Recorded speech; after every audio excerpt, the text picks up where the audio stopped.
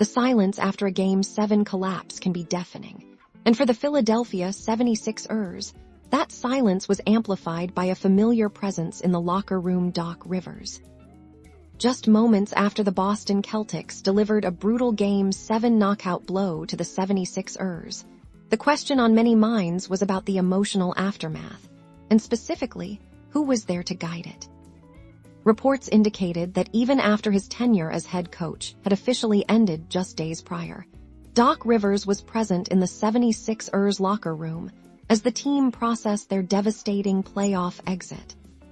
This was a team that had poured everything into this season, only to see it unravel in the most painful way imaginable. The sting of defeat on this scale is profound, impacting every player and staff member. The presence of a figure like Doc Rivers, who knows these players, their struggles, and the championship aspirations they held, could carry significant weight in such a critical moment.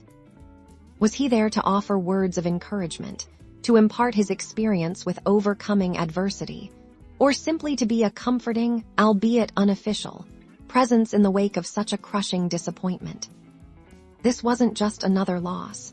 It was the end of a playoff journey, a definitive moment where a season's hopes were extinguished. Understanding the role of leadership, even in an unofficial capacity, is key to dissecting how a team begins to heal and rebuild. Doc Rivers, having navigated his own transition out of the head coaching role, was in a unique position. His knowledge of the organization and his personal connection to many of the players would have made his presence noteworthy during this raw emotional period. The emotional aftermath of playoff defeats, especially in a Game 7, leaves a lasting impact. These moments test resilience, and the dynamics within that locker room, with or without the official coach, tell a story of a franchise grappling with its future.